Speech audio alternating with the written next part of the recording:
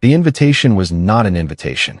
Constance Morris understood this the moment the man stepped away from the bar and crossed the floor of the Valtieri Gala toward her with the specific, unhurried certainty of someone who had decided something and was now executing the decision, not asking, not hoping, not performing the social choreography of a man who was uncertain of his reception. He moved through the room the way certain men move through rooms that have learned to organize themselves around their presence, and the room did exactly that, the conversation at tables near his path dropping slightly in volume, the small, instinctive adjustments of people who have registered something without being able to articulate what they've registered. Constance had been tracking him since she arrived, not because she was interested, because her job required it. She was the event coordinator for the Valtieri Gala, which meant she was the person responsible for the fact that 300 guests were currently experiencing a seamless, beautiful, meticulously managed evening. And that seamlessness required her to know at all times where every high-value attendee was and what they were doing and whether what they were doing was going to require management. Hassan was a high-value attendee. This was the category her briefing document had assigned him, in the specific, careful language of a document written by someone who was aware that high value covered several things that were not entirely comfortable to document.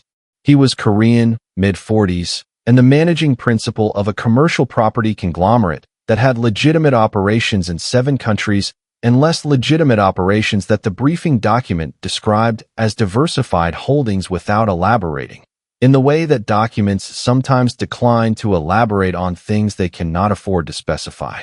She had tracked him to the bar at 9:15. She had tracked him to the conversation with 3 men near the east window at 9:30.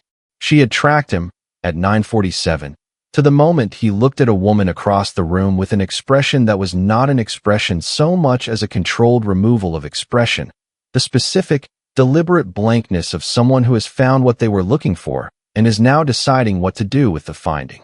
The woman he had looked at was at table 7. Tall, blonde, in a dress that had been selected with the precision of someone who understood that an entrance could be made from a seated position. She was with a man who appeared to be her companion and who was laughing at something with the easy confidence of a man who did not know he was a supporting character in someone else's drama. Constance had noted the look. She had noted table 7. She had filed the information in the category of monitoring required and returned to the actual management of 300 guests.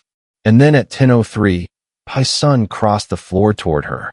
He stopped in front of her. He looked at her with the attention of a man who had made a decision and was now presenting its first requirement. He was taller than she had assessed from across the room. She was 5'7", and she was looking up, which she did not do often and which she noted as information. And he had the specific, physical quality of someone whose stillness was not the absence of power, but its most efficient expression. "Dance with me," he said. "Not will you dance with me? Not would you like to dance?" Not the question structure that leaves the invitation open to the dignity of a yes or a no. A statement. An expectation dressed in 2 words. Constance looked at him. She had a walkie-talkie in her left hand and a guest list tablet in her right, and she was wearing the event staff lanyard that made her function in this room unambiguous, and she said, with the flat, professional clarity of a woman who had been managing high-value attendees for 9 years and had not, in those 9 years, been available for their more personal requests. "I'm working." He looked at her. The look of a man who has heard a word he had not anticipated. "I know," he said. "Then you know the answer is no." He was quiet for a moment. Then he said, in a voice that was lower than the first request and considerably more honest than the first request, "There's a woman at table 7 who needs to see me dancing with someone tonight. I will make it worth your time. Name your number." Constance looked at table 7. She looked back at Hassan. She understood, in the specific, efficient way of a woman who had been reading rooms professionally for 9 years, exactly what was happening and what her role in it was intended to be. The thing she did not understand, the thing that would take 8 weeks to understand, from the other side of a night that had not yet happened, was that the man who had just offered her a number was going to spend the next 8 weeks trying to understand why he had not simply let her walk away when she said no. He hadn't. That was the beginning of everything. A note before we go further. This narrator came to this story through Constance Morris herself, who tells it with the specific, dry precision of a woman who has processed the events and arrived at the version she considers accurate. What follows is assembled from that account, and from what Passun has confirmed since. The gala happened. What he did next happened. And neither of them has yet produced a complete explanation for all of it. Subscribe before this goes one sentence further. Because what Constance Morris says to Passun's number, and what he does when she says it, is the moment that starts everything, and you need to already be here when it lands. Constance Morris had been the senior event coordinator at Harlow and Associates for 4 years, and in those 4 years she had managed galas, product launches, charity dinners, corporate retreats, and one extremely complicated 3-day summit that had required the simultaneous management of 4 foreign delegations with mutually exclusive security requirements. And she had done all of it with the specific, earned competence of a woman who had come up in a field that did not make room for her easily and had made room for herself through the accumulated weight of being consistently, undeniably excellent at the work. She had grown up in Atlanta, the second of 4 children born to Nadine and Clifford Morris, a hospital administrator and an electrician who had built, between them, the kind of household that produced people who understood that the world's available spaces were not always offered and were sometimes required to be constructed. She had studied hospitality management at Spelman, had taken a junior coordination position in New York at 23, and had moved through 4 companies in 8 years with the focused trajectory of someone who was building towards something rather than simply accumulating employment. She was 31. She had a studio apartment in Midtown Nashville, a best friend named Waverly who taught high school English, and who was the person she called when the professional precision required somewhere to put down, and a professional reputation that had reached the specific altitude where the interesting events found her rather than the other way around. The Valtieri Gala was the most interesting event she had coordinated. It was an annual charity event for a performing arts foundation, held in the newly renovated Valtieri Hall, attended by the specific category of Nashville high-worth individuals who overlapped with the city's arts patronage community. The client briefing had been thorough about the guest list and briefer about certain guests on it, which was itself a form of information. The blanks in a briefing document communicate as much as its contents, for those who know how to read them. Passun had been blank. She had been given his name, his company affiliation, his table assignment. She had not been given the history that the blank represented, the marriage that had ended 18 months ago, the specific quality of how it had ended, the woman at table 7 who had been Laura Vance for 20 years before she became Laura Asbury, and who had, over the course of a 5-year marriage to Passun, accumulated a comprehensive understanding of how to place herself in his sight line at maximum effect. Laura Asbury, not Patricia. Laura Asbury, who had been Passun's wife and who had concluded the marriage in a manner that had left its mark not as grief. Passun was not a man given to the public exhibition of grief, but as the specific, sustained tension of a wound that had been addressed rather than healed, managed rather than resolved. She was at table 7 with a man named Beckett Asbury, who was her new companion and who did not know he was at a gala that had been partially selected because a certain Korean man's name appeared on the confirmed attendee list, and who was laughing with the complete ease of a man who had not been briefed. Constance had not known any of this at 10:03 when Passun crossed the floor. She had the visible facts, table 7, the look, the approach, and the professional instinct that had assembled them into the correct general shape, even without the specific details. She had not known, but she had read the room correctly, as she usually did. What she had not read, what she would spend the next 8 weeks reading and rereading and arriving at different conclusions about each time, was what happened in Passun's face when she said no. Not the managed version of his face. The other one. The one underneath the managed version, which she caught for approximately 2 seconds before the management reassembled itself, and which contained something she had not expected to find in the face of a man who had crossed a room to use her as a prop. He was relieved, she would think later. That was the part that made no sense, and kept making no sense until it finally, weeks later, made the only sense available. He was relieved she had said no. She said no. She said it with the same flat, professional quality she had used for the first no, because she had learned, in 9 years of managing high-value attendees, that the second no needed to be delivered at exactly the same volume and temperature as the first to communicate that it was a position rather than a negotiation. Hassan looked at her for a moment. He had produced a number that was, by any standard she had encountered in 9 years of working events, an exceptional number, the kind of number that communicated that the person producing it understood both the value of what they were asking for and the value of the person they were asking. It was not a number designed to insult. It was a number designed to settle. She said no anyway. He looked at her with the expression of a man who was processing an unexpected variable. Not anger, recalibration. The specific, slightly arrested quality of someone whose calculation has returned an output that was not in the expected range. Why not, he said. She looked at him with the level, direct attention she kept for moments that required it.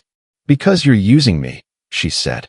I don't know who the woman at table 7 is to you, but whatever she is, I'm not a tool for managing it.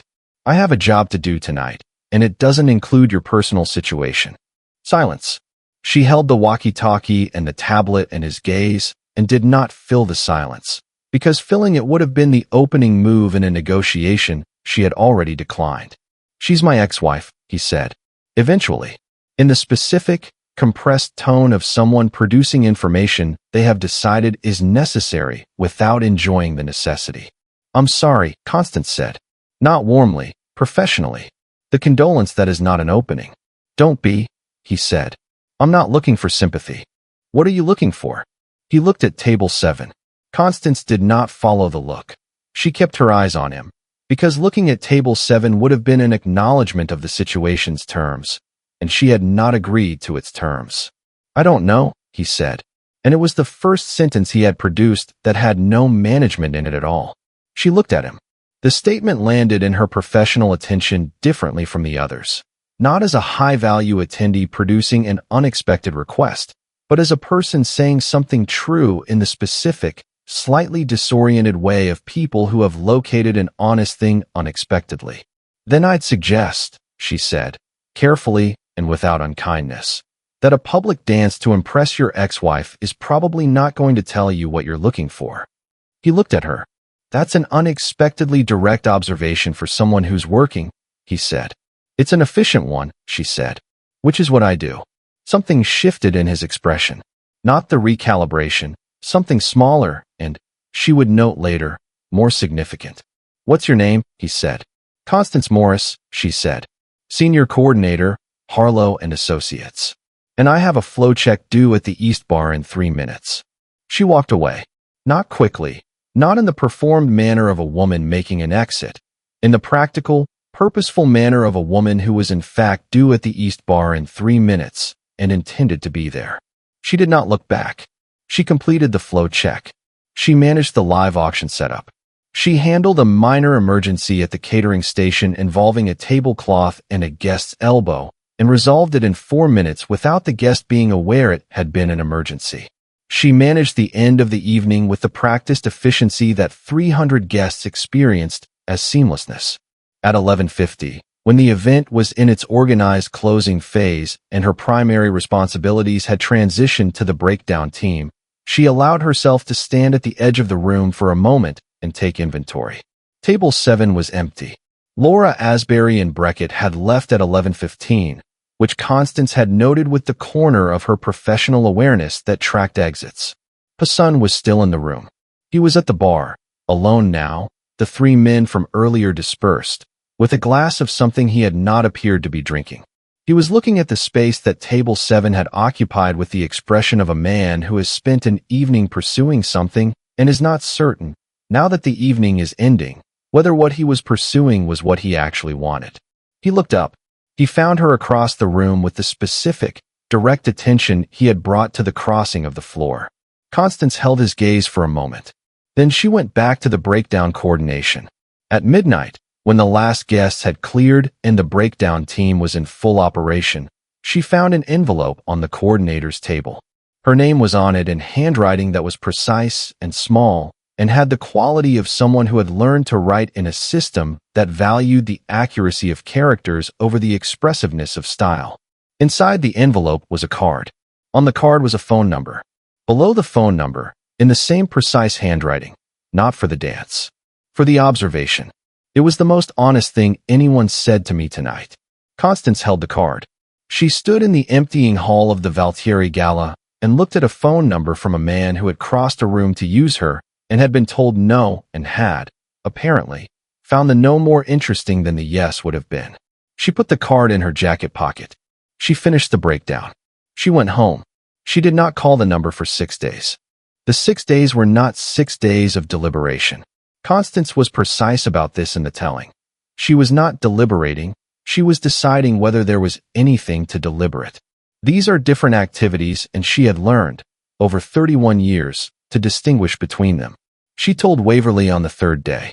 Waverley, who taught high school English and who had the specific, warm, devastatingly accurate instinct of a woman who had been Constance's best friend for 11 years and had watched her navigate more situations than most people have access to, listened to the account with the attention she gave to anything she considered important, and then said, "You already know what you're going to do." "I haven't decided," Constance said. "You told me," he said. "The observation was the most honest thing anyone said to him all evening," Waverley said. "You've mentioned that sentence 3 times in this conversation." Constance was quiet. "Call him," Waverley said. "Or don't. But the 6 days are about something other than the phone number." Constance called on the 6th day, at 7 p.m., from her studio apartment, on the landline rather than her cell, which was itself a decision that she did not examine until after. He answered on the 2nd ring. "Constance Morris," he said, in the tone of a man who had been waiting for a call and was performing the reception of it as not waiting. "Passon," she said, in the tone of a woman who had noticed the performance. "You waited 6 days," he said. "I was deciding whether to call at all," she said. "And I called," she said. A pause. The quality of a man recalibrating again. The same recalibration she had produced in him twice at the gala. "What made you decide?" "The card said not for the dance," she said. "That was the interesting part." He was quiet for a moment. "What do you want from this call?" She appreciated the directness. She had not expected to appreciate it, but it was the specific, functional directness of a person who had decided to cut to the actual question, and she valued actual questions. "I want to understand what you're offering," she said. "Because the card was vague, and I don't do vague." "I'm not sure yet what I'm offering," he said. "Then I'd suggest you become sure before the next call," she said. "I'm a busy person, and so, presumably, are you. And conversations without a purpose are the most expensive kind." He almost laughed. She could hear it. The breath, the suppressed quality of it, the specific sound of a man encountering something he had not expected and finding it, against his own expectations, genuinely amusing. "Dinner," he said. "Next Thursday. I would like to take you to dinner." "To humiliate your ex-wife at," she said. "Dry, without heat." "She won't be there," he said. And then, in a voice that had the same honesty as the card, "I don't want her to be there." Constance held the phone. She thought about the emptying hall at midnight and the envelope on the coordinator's table. She thought about Waverley saying the 6 days are about something other than the phone number. She thought about the face in the 2 seconds before the management reassembled it, the specific, unguarded thing she had read there and had been thinking about since. "Thursday at 7, she said. "I choose the restaurant." "Fine," he said. "It won't be expensive," she said. He paused. "Why not?" "Because expensive restaurants on first meetings are men trying to establish terms," she said. "I'd rather eat somewhere neither of us is performing." Silence. Longer than the others. "Then, send me the address." She sent it. It was a Korean-Japanese fusion restaurant on the east side of Nashville called Yoji's, not inexpensive by ordinary standards, but not Valtieri standards either. A restaurant where the food was the point and the room was the point and the performance was not the point. She had eaten there 6 times and knew the service was unhurried and the lighting was honest, and the tables were spaced for actual conversation. On Thursday at 7, she arrived at 7 exactly. He was already there, which told her something. He was at a corner table, not the power table by the window, but the corner, which was the choice of someone who wanted visibility over display. He stood when she came in, and it was the same gesture as the gala, the automatic, genuine respect of someone for whom the gesture was habit, but at Yogi's, at 7 p.m., in a room that was the point rather than the performance, it had a different quality. Less institutional. More personal. "You're early," she said, sitting. "I'm always early," he said. "I don't like waiting for my own decisions to arrive." She looked at him across the table. "I'm not a decision," she said. "No," he said. "That was imprecise. I meant," he stopped, "in the specific way of a person who has found the prepared sentence insufficient and is looking for the honest one. I meant I don't like the space between deciding and the thing decided." "The 6 days," she said. "Yes," he said. She opened the menu. She thought about a man who had crossed a room at a gala to use her as a prop and had received a no and had left a card that said not for the dance. She thought about the space between the man who crossed the room and the man sitting across from her now. They were not the same man. Or they were the same man in different configuration. She had not yet determined which. She ordered the short rib dumplings and the miso broth and decided she would know more by the end of dinner. Constance chose Yogi's because expensive restaurants are men establishing terms. Hassan arrived early because he doesn't like the space between deciding and the thing decided. Subscribe, because what he tells her about his ex-wife over dinner, the part he has not told anyone, is the information that changes what this story is actually about. Dinner at Yogi's lasted 2.5 hours. Constance had allocated 90 minutes. The duration she assigned to first meetings of ambiguous nature, sufficient to gather adequate information without committing to anything longer than necessary. The 90 minutes passed without her noticing their passing, which was itself information.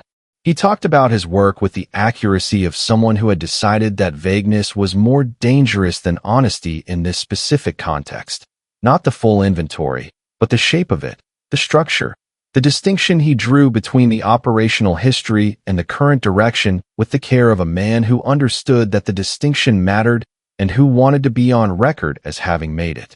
She listened the way she listened to complex briefings, with full attention, without the social signals that tell a speaker you are satisfied before they have finished, with the patience that real listening requires and that most people find uncomfortable to receive because it does not provide the reassurance of performed reaction. She asked specific questions. He answered them specifically. The conversation had the quality of two people who had each found someone whose directness matched their own, which was not a common experience for either of them, and which was, she would understand later, what the 2.5 hours were actually about. He talked about Laura Asbury at the 90-minute mark. Not because she had asked, she had not asked, she had been waiting to see if the subject arose on his terms or hers, and it arose on his, which was also information. He described the marriage in the specific, compressed language of someone who has processed it enough to be accurate without being raw. 5 years. A structure that had been built on a premise that turned out, over time, to be a misidentification. Not dramatic, systematic. The gradual discovery that the person across the table was not the person he had assessed them to be, and that the assessment had been his error rather than their deception, which was the part that made the dissolution more complicated than anger. What was the misidentification? Constance said. He looked at her. "I thought she wanted what I was trying to build," he said. "She wanted what I had already built. Those are very different things." She held this. "What are you trying to build?" "Something clean," he said, without elaboration. She did not ask for elaboration. She understood, from the shape of the sentence, what it was carrying. A man with a complicated history describing his current project in one word had given her the accurate version without the full inventory, which was sometimes the most honest available. "And the gala," she said. He was quiet for a moment. The quality of a man who has been waiting for the subject and is now deciding how to handle its arrival. "She was going to be there," he said, "with Beckett Asbury, who is her cousin's former business partner and who she has been with for 4 months, and who she arranged to attend the Valtieri with the specific knowledge that I would also be there." He paused. "I knew this in advance. I went anyway." "Why?" "Because not going would have been managing her," he said. "Choosing my social calendar based on her presence is the same as letting her organize my life without my consent. I won't do that." "So you went," Constance said. "And then you crossed the room." "And then I crossed the room," he said. "Which was," he stopped. "The same thing," Constance said, "just in a different direction." He looked at her. The look she had seen at the gala, Not the managed version, the other one. Yes, he said.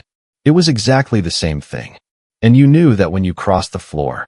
I knew it approximately 2 seconds after you said no. She looked at him across the table at Yoji's. Then why the card? He was quiet for a moment. He looked at the table. He looked back at her with the expression that she had been filing and refiling since the midnight envelope. Because you said the most honest thing I heard all evening, he said. That what I was looking for wasn't a public dance. And I thought, someone who can identify in 30 seconds what I spent an evening failing to identify is worth. He stopped again. Worth what? She said. I don't know yet, he said. Which was, she noted, the second time he had said that. The first had been on the phone on the 6th day. It was becoming, she thought, something like his honest version of I'm interested but I haven't categorized it yet, which was a form of honesty she had not previously encountered from a man who wanted something from her. She finished the short rib dumplings. She ordered the green tea dessert, which was the length of dinner adding itself, which she noted. Can I ask something personal? She said. Yes, he said. Were you in love with her? He considered the question with the seriousness it deserved. Not performing consideration, actually considering. I was in love with what I thought she was, he said. Which is a form of being in love with your own assessment rather than a person. It's not the same thing. Constance thought about that sentence. Has anyone ever made you feel like you were in love with them rather than your assessment of them? He held her gaze for a moment. Something moved in his face. Not yet, he said. They split the check. This was not his preference. She could see it was not his preference. But he accepted it with the contained quality of a man who understood that the check was not about money and had decided to accept its actual terms. Outside Yoji's, he said, same time next week. I'll consider it, she said. She considered it for 4 hours. She texted him the Yoji's address again at 11 p.m. with the message, same time. I'll order for both of us. He replied, I was hoping you'd say that. What the 8 weeks looked like, from the outside, was a series of dinners. Yoji's on the 1st, 3rd, and 6th Thursdays. A different restaurant on the 2nd Thursday. A Caribbean place that Constance had wanted to try and which Paisun approached with the focused attention of someone who was interested in all things that Constance Morris considered worth trying. A Sunday morning at a farmer's market on the 4th week that had not been planned but had been produced by a phone call that started as logistical and extended until the natural conclusion of the conversation was that they were both available on Sunday morning. What the 8 weeks looked like from the inside was considerably more complicated.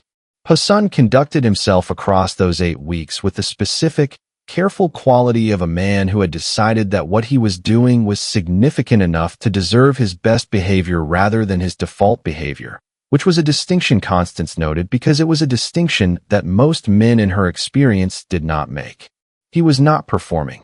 She had been in the business of identifying performance for 9 years, and she could find its seams in the first 5 minutes of any room. He was present in the complete, unhurried way of someone who had decided that the time he spent in this specific company was time he wanted to spend fully. He asked about her work with the interest of someone who found other people's competence genuinely engaging. He asked about her family in Atlanta, and about Waverly, and about the career trajectory that had produced a 31-year-old woman whose professional reputation meant that the interesting events found her rather than the other way around. He remembered the specific details of what she had told him, not the broad strokes, the specific details, the way that genuine attention rather than performed attention remembers things. She watched him carefully, not from distrust, from the professional habit of full attention and from the specific, earned caution of a woman who had learned to distinguish between what she was being shown and what was actually there. What she found, over 8 weeks, was consistent. Not perfect. He was managing something in his professional life that produced, on occasion, the compressed, controlled quality of a man under sustained pressure who was not going to let the pressure become visible, and she respected the management while noting what it was managing.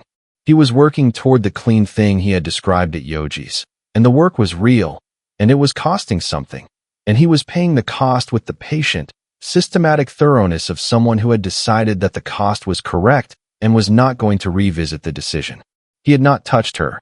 She noted this as a fact rather than a complaint. She was not in the habit of requiring men to move at her pace rather than declaring it. He was present and attentive and fully engaged in the specific, charged way of a man who had made a decision and was not rushing its execution. There was nothing uncertain in his attention. There was, instead, the quality of something being built carefully, which was a quality she recognized, and which was, she had decided, the appropriate quality for the thing she thought might be being built. He called her on a Tuesday evening in the 6th week. Not their Thursday schedule, a Tuesday, which broke the pattern. "I'm going to be in Charlotte next Thursday," he said. "A business matter. I'll be back Friday." "Okay," she said. "I wanted to tell you before Thursday," he said. "So you didn't wait." She held the phone. She thought about the specific nature of that sentence. "So you didn't wait," which presupposed that she would have been waiting.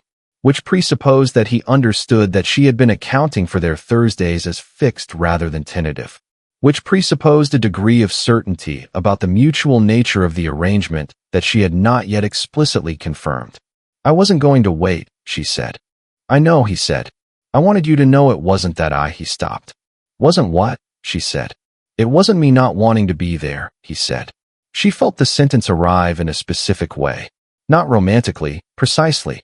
The specific, particular precision of a man saying, "I would rather be at our dinner than in Charlotte," in the vocabulary of a person for whom that kind of disclosure was not easy and was being made anyway. "I know," she said. "Do you?" She paused. "Yes," she said. "I've been paying attention."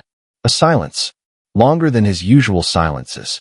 The quality of someone who is in the middle of something they had not expected to be in the middle of and is deciding how to be accurate about it.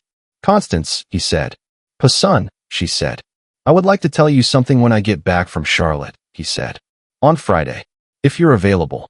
"What kind of something?" she said. "The kind that changes the shape of what we're doing," he said. "If you want it to." She was quiet for a moment. "I'm available Friday," she said.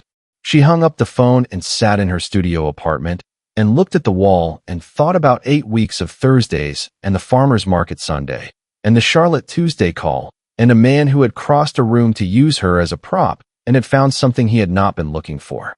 She thought about "not yet" and "I don't know yet" and the check that was split without argument and the specific, careful quality of a man who had decided that what he was doing deserved his best rather than his default. She called Waverly. Waverly answered on the first ring. "He called on a Tuesday," Constance said. "I know," Waverly said. She hadn't known. But she said it with the warm, immediate certainty of someone who had been waiting for a specific thing and was relieved to hear it had arrived. Son called on a Tuesday to say he'd be in Charlotte, specifically so Constance wouldn't wait. She told him she wasn't going to wait.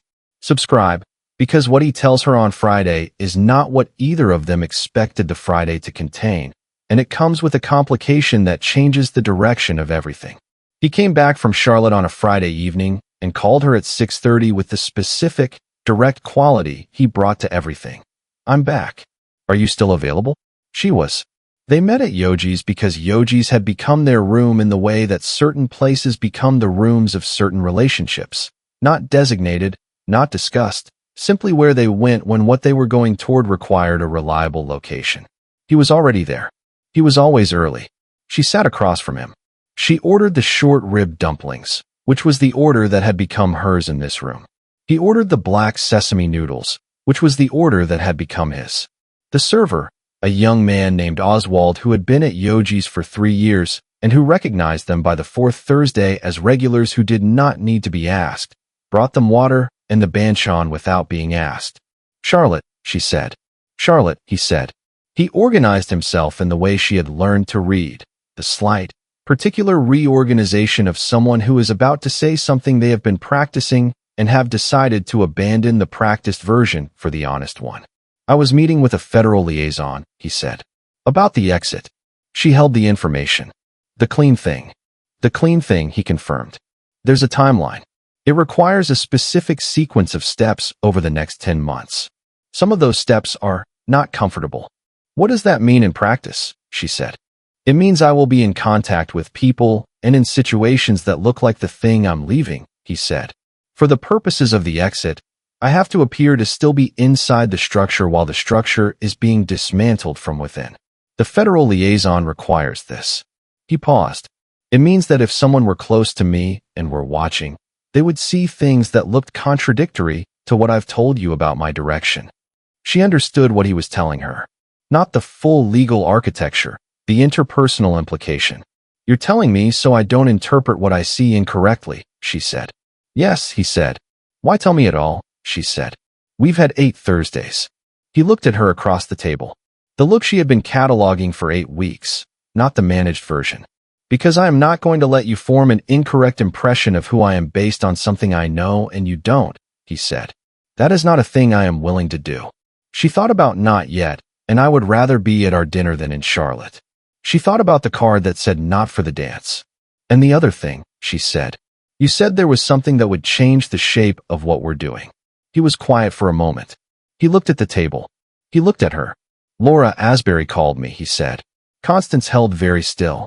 She called me after the Valtieri, he said. She saw you. She asked who you were. He paused. I told her you were someone I met at the gala. She said. He stopped.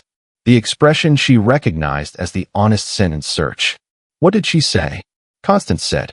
She said she thought we were performing something for her benefit, he said, and that she hoped I was moving on. Constance processed this. Were we, she said, performing something for her benefit? On my side, he said, at the gala, yes. That was the original intent. He looked at her steadily. That intent lasted approximately 30 seconds. Until you said no. And after the no? Everything after the no was not about her, he said. I want you to know that clearly. She looked at him. She thought about the card. The 6 days. The 8 Thursdays. The Tuesday Charlotte call. The federal liaison and the 10 months and the decision to tell her things he could have simply managed. I know, she said. Do you? He said. And it was the same question he had asked on the Tuesday call. The question of a man who had discovered that being believed was something he wanted in a way that had surprised him. Yes, she said. But I want to be clear about something. Please, he said. I am not a continuation of the gala, she said. I am not the woman who happened to be there when you needed someone and who you are now adjusting your original intent around because the original intent failed. She held his gaze with the full, unmanaged quality she produced for things that required it. I am a person you met under specific circumstances who has spent 8 weeks deciding whether the person she met is real or a version of real. And I think the person is real. But I need you to know that my assessment of that is independent of your original intent. And if the assessment changes, the intent won't be relevant. He was very quiet. That's the clearest thing anyone has said to me in this decade, he said. I mean every word of it, she said. I know, he said. And then, I am not adjusting an intent. I don't have a frame for what I'm doing exactly. But I know it is not about her, and it is not about the gala, and it has nothing to do with any original intent that existed before you said no. She held his gaze for a long moment. Then she picked up her dumplings. Okay, she said. He looked at her. Okay, he said. Okay, she said. Tell me what the next 10 months require, and we'll figure out what we're doing in the middle of them. He reached across the table. He covered her hand with his in the specific, deliberate way of someone who has decided the moment has arrived and is not going to let the moment pass by being precise about it. She looked at his hand over hers. She turned her hand. She let it stay. The complication arrived in the 4th month. Not a dramatic complication, the specific, grinding kind that is harder to manage than drama because it does not announce itself clearly and therefore cannot be addressed directly.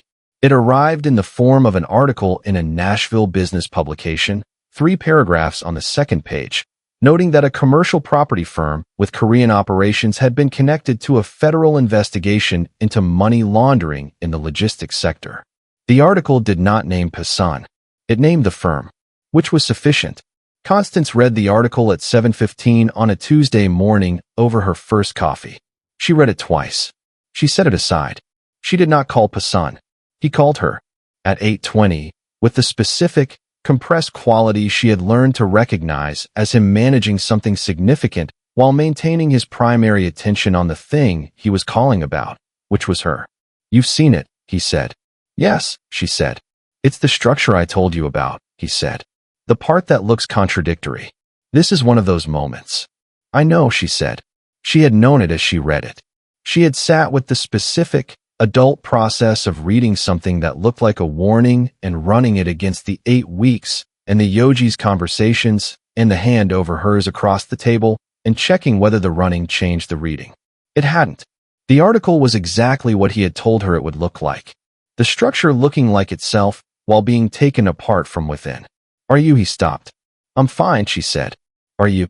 A pause. The pause of a man who has been asked the functional question by a person he trusts, and who is deciding whether the honest answer to the functional question is available. It's a long 10 months, he said. For down, she said. 6 to go, he said. And something in his voice at the end of the count, the specific, slightly released quality of someone who has done the arithmetic and found that the arithmetic was survivable. The complication's second phase arrived in the form of Laura Asbury. She called Constance. Not Passun, Constance. She had obtained Constance's number through a route that Constance did not immediately pursue because the pursuit would have required engaging with the call on its own terms, and she had not yet decided whether those terms were worth engaging with. The call came on a Wednesday evening. Constance answered because the number was unfamiliar, and unfamiliar numbers in the event coordination business were frequently clients. Constance Morris, she said. This is Laura Asbury, the voice said. Constance held the phone. She thought about the decision to answer, which she had made on professional instinct, and which had now produced a situation that was not professional. She thought about the Valtieri and Table 7 and the look Passun had given the space where Table 7 had been at midnight. She thought about she was going to be there, with Beckett Asbury, who she arranged to attend with the specific knowledge that I would also be there. I know who you are, Constance said. Evenly. I want to talk to you, Laura Asbury said. About Passun, she said. About what he's like. About what you're getting into. Constance was quiet for a moment. She thought about the 8 weeks, and the Thursday dinners, and the farmer's market, and the Tuesday Charlotte call, and the federal liaison, and the 10 months, and the hand over hers at Yoji's, and everything that had assembled itself in the distance between the Valtieri Gala and this Wednesday phone call. She thought about a man who had said, I am not going to let you form an incorrect impression of who I am based on something I know, and you don't. She thought about the article on the second page of the business publication and the 8:20 a.m. call that had said this is one of those moments. I appreciate the call, she said. I don't think I need the information. He's not. Ms. Asbury, Constance said. With respect, whatever your experience of Passun was, and I have no doubt it was real and specific and yours, it is not the experience I'm having. I've been paying close attention for several months. I am capable of assessing what I see. Silence. He hurt me, Laura Asbury said, and her voice, stripped of whatever she had planned to use it for, had the specific, damaged quality of something true. Constance held the phone. She held it with the care the moment required, not agreeing, not dismissing, not performing sympathy. She didn't have the full information to produce. I'm sorry for what you went through, she said. I mean that. But I am not a vehicle for your unresolved history with him, the way he briefly tried to make me a vehicle for his unresolved history with you. I won't be available for that from either direction. A very long silence. He found someone who doesn't take anything from either of us, Laura Asbury said. Not bitterly. With the specific, slightly stunned quality of a woman who has encountered something that was not what she expected. Goodbye, Ms. Asbury, Constance said, and hung up. She sat in her apartment for a while. Then she called Passun. Laura Asbury called me, she said when he answered. A pause. What did she want? To tell me things about you, Constance said. I told her I was capable of my own assessment. Silence. Then, in the voice she had heard at Yoji's, not the managed version, the other one. Constance. Yes, she said. I need you to know something. Tell me, she said. When I said at Yoji's, he said. About not yet. About not being in love with someone rather than my assessment of them. I remember, she said. The not yet, he said, is becoming something. She held the phone. She held the sentence. She held the specific, arriving weight of a man saying, in the vocabulary of someone for whom this kind of disclosure was the most expensive kind, that the thing he had been unable to name for 8 weeks had found its name. I know, she said. You know, he said. I've been paying attention, she said. I told you. Laura Asbury called Constance to warn her. Constance said she was capable of her own assessment. Pasun told her the not yet was becoming something. Subscribe, because what happens at the event that brings all three of them into the same room again is the twist that nobody in this story was prepared for, least of all Pasun. The Harlow and Associates Spring Gala was not the Valtieri. It was smaller, more intimate, organized around a different kind of philanthropy, a literacy foundation, a venue with better acoustics and less theatrical lighting, the kind of event that the people who attended it described, correctly, as the better version of the kind of evening that the Valtieri represented. Constance was coordinating it. She had been coordinating it for 3 months, in the margins of the Thursdays and the Tuesday calls and the developing, careful thing that had no formal name and did not require one. She had not known, when the guest list was finalized 6 weeks prior, that Laura Asbury would be on it. She discovered this on a Monday morning 4 days before the event, reviewing the final RSVP count. She saw the name. She held the tablet for a moment. She set it down. She picked it up again. She looked at the seat assignment, table 4, which was a good table, near the program area, well placed. She did not reassign the table. She had a professional philosophy about managing events around personal situations, and it was the same philosophy she had about everything else. You did not reorganize the room because of people you found difficult. You managed yourself in the room that existed. She told Pasun that evening. Laura Asbury is on the guest list, she said, for the Spring Gala. A pause. Your event. My event, she said. Do you want me to not come? He said, without any of the performance that a man managing his pride might have produced. Simply the question of whether his presence served her situation or complicated it. She thought about this honestly. Come, she said.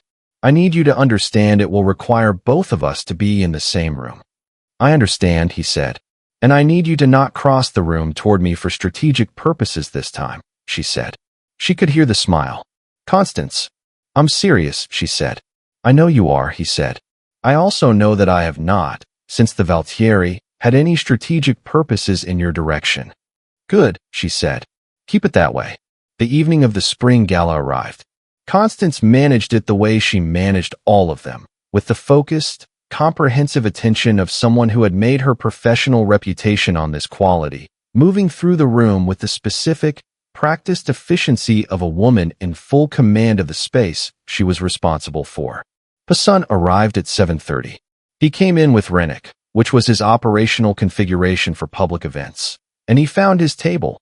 She had not assigned him near table 4, and he stayed at his table with the contained, correct quality of a man who had been asked to not cross the room for strategic purposes and had understood the request at every level. Laura Asbury arrived at 7:45, with Beckett Asbury, who was still her companion and who was still laughing with the easy confidence of a man who remained unaware of the architecture of the rooms he was entering. Laura registered Pasun's presence within 4 minutes. Constance tracked this from her professional position, tracked the slight, arrested moment of the registration, the reorganization, the decision about how to hold it. Laura was a composed woman.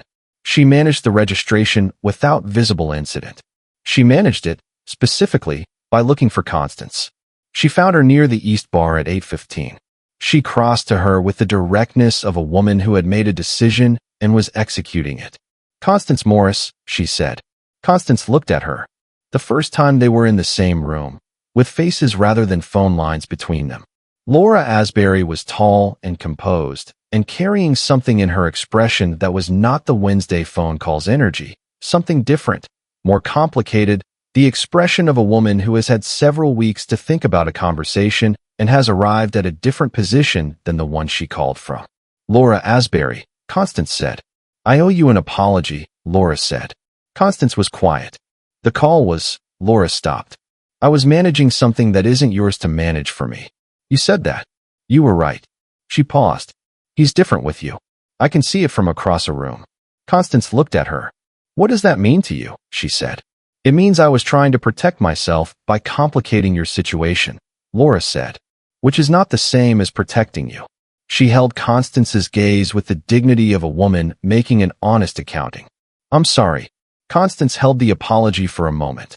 She thought about the woman in front of her, the marriage, the Valtieri, the Wednesday call, and she thought about the specific, complex condition of a person who has lost something and is still, months later, sorting out what the losing meant. I accept it, she said. Simply. Laura nodded. She went back to table 4. Constance stood at the East Bar and took a breath and thought about a gala 6 months ago, and a man crossing a room and a no and a card on a coordinator's table at midnight, and 8 Thursdays and a hand over hers, and a not yet that was becoming something. She thought about the specific, accumulated weight of a thing that had started as someone else's strategy and had become, through the specific agency of 2 people who were both honest enough to let it, something entirely its own. Hassan appeared at her elbow at 9 p.m., not crossing the room toward her. Simply at her elbow, with a glass of something and the contained, unhurried quality of a man who had been waiting for the right moment and had identified it. You spoke with her, he said. She apologized, Constance said. Are you okay? He said. She looked at him. Not the managed version of his face. The other one. The one she had been reading for 6 months. The one that had no architecture around it when it was directed at her. Yes, she said. He looked at her for a moment. Then he said, after this evening, I want to tell you something. Something that changes the shape of things, she said. Dry? In the right direction, he said. She finished the gala at 11:40. The breakdown went smoothly. It always went smoothly when Constance had managed the event, because the breakdown was the accounting of everything she had built during the hours before it, and she built things that were easy to account for. Hassan waited. Not inside. Outside. At the car, which was the correct choice, because inside would have been in her professional space and outside was the space where the professional was finished and the other thing was available. She came out at 11:50. He was leaning against the car in the February night air with the specific, patient quality of a man who had been content to wait because the thing he was waiting for was worth waiting for. You stayed, she said. I said I wanted to tell you something, he said. Then tell me, she said. He looked at her. The night air and the light from the venue entrance and the specific, full-weight presence of 6 months of Thursdays and Tuesday calls and Yogi's and the farmer's market Sunday and the Charlotte 4 months down and the hand over hers. I want to stop calling this what we're doing, he said. I want to call it what it is. She held very still. Not from uncertainty, from the specific, adult care of someone who is receiving something they have been waiting for and wants to receive it accurately. What is it? She said. He looked at her with the face that had no architecture around it. I am in love with you, he said. Not with my assessment of you. With you. The distinction you made at Yogi's. I have been thinking about it for 6 months and I know the difference now because I have been paying attention to you, specifically, not to what I thought you were. He paused. The not yet is finished. She looked at him in the February night outside the Harlow Spring Gala. She looked at the man who had crossed a room in a different venue 6 months ago with a strategy and had found something that had nothing to do with the strategy and had spent 6 months being honest about the finding in every way he had available. She thought about the card that said not for the dance. She thought about the 6 days and the Yogi's dinners and the Charlotte call and the federal liaison and the 10 months and the article on the second page and the hand over hers and Laura Asbury saying he's different with you. I can see it from across a room. She thought about Waverly saying you already know what you're going to do on the 3rd day. Hassan, she said. Yes, he said. I have been in love with you, she said, since approximately the 4th Thursday. He looked at her for a moment. Then he said, that was 2 months in. I know when it was, she said. Why didn't you? Because you needed the time, she said. And because I needed to know you were going to tell me when you knew it, rather than waiting for me to say it first. That matters to me. I know it does, he said. That's why I needed to be certain before I said it. She looked at him. At the face she had been reading for 6 months, at the man who had started as a strategy and had ended as the thing he was.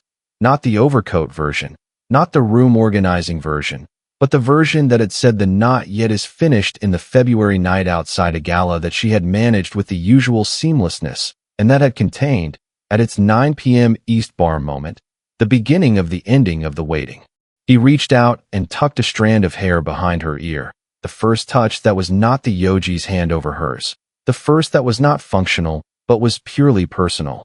And it was small, and it was specific, and it was the kind of touch that a man produces when he has been wanting to produce it for long enough that the wanting has outgrown the management of the wanting.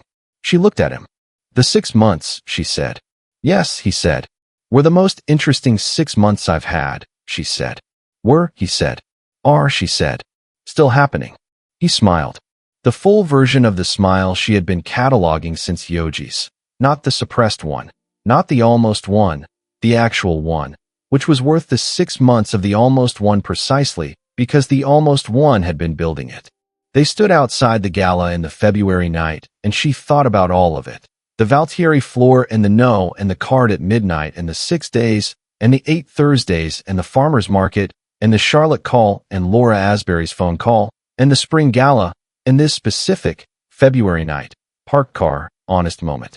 She thought about a man who had asked her to dance to humiliate his ex-wife and had been told no and had been honest about the no changing him before he had finished processing it. She thought about the specific, irreducible fact that the most important thing that had happened at the Valtieri Gala was not the dance that hadn't happened. It was the no, and what he had done with it. She took his hand. She held it in the February night. 6 more months, she said. And then, he said. And then we'll see where we are, she said. And we'll be honest about it. Yes, he said. That's the only arrangement I have available, she said. I know, he said. It's the one I want. She believed him. Not because she needed to, because she had been paying attention, specifically, for 6 months, and the paying attention had produced an assessment she was prepared to stand behind. She believed him because she had earned the belief through the specific, sustained work of watching a person rather than what she thought a person was, and what she had watched had been, consistently, and without the seams she knew how to find, real. The 10 months ended. The clean thing arrived. It arrived quietly. The way Paison's important things arrived. Not with announcement. Not with the theatrical relief of a man who has been waiting for something and receives it dramatically. With the calm, settled quality of a conclusion that had been built toward correctly and had arrived as things built correctly do. On schedule, exactly as described. He called her the morning of the final filing. He did not make it more than it was. He said, "It's done." She said, "I know." "How?" he said. "Because you sound like a man who has put something down," she said. "Your voice is different." He was quiet for a moment. Then, "Come to dinner tonight." "Yogi's," she said. "Yogi's," he said. "I'll order for both of us," she said. "I was hoping," he said. Waverly called Constance at 6 p.m., the way she called when she knew something had happened before being told. "How does it feel?" she said. Constance thought about the Valtieri floor and the no and what it had opened. She thought about the February night outside the spring gala. She thought about 6 months still happening and 10 months done and a voice that was different because it had put something down. "Like the beginning of the part that's only ours," she said. Waverly said, "Good. It was exactly that. The part that was only theirs, built from a no, sustained through honesty, arrived at by two people who had been paying enough attention to each other to find, in the specific and improbable distance between a Valtieri Gala strategy and a parked car in February, the thing that had been worth finding all along. The end. From a gala floor in Nashville to a February night outside a spring event. Constance Morris and Paison's story proves that the most important thing that can happen between two people is not the thing they planned. It is the thing that happens when the plan fails and honesty steps into the space the plan left. He crossed a room with a strategy. She said no with a flat, professional clarity that had nothing to do with the strategy and everything to do with who she was. He left a card. She waited 6 days. They had 8 Thursdays and a farmer's market Sunday, and a Tuesday Charlotte call, and a spring gala, and a February night, and a man who said the not yet is finished out loud in the specific, honest vocabulary of someone who had earned the saying. Paison built a clean thing. Constance watched him build it. And Laura Asbury, from across a room at a spring gala, said he's different with you, which was the most accurate sentence in a story full of accurate sentences. Hit subscribe for next week's story. A woman hired to plan a corporate board retreat discovers, on the afternoon of the event, that the man who gave her the account is also the man who testified against her brother 12 years ago. And the retreat includes a formal dinner where he will see her face for the first time. She has 4 hours and 1 seating chart. The ending will stay with you. See you there. Real talk.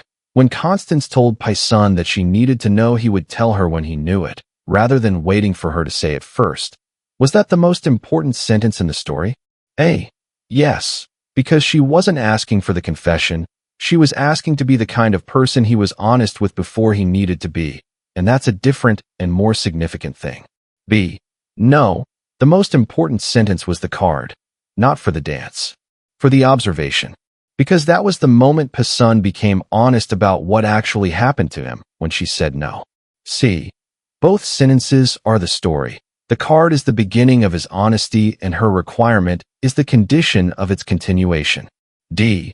The most important moment was Laura Asbury saying he's different with you from across a room, because that was the only externally verified evidence in the entire story, and it came from the person with the most reason to say the opposite.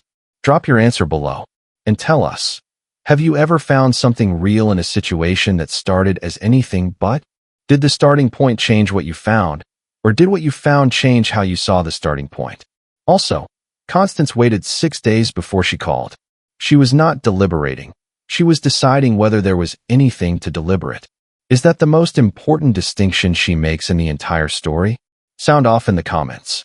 Because this is a story about the difference between what you use a person for and what you find them to be, and what happens when the person won't let you confuse those two things. What do you think?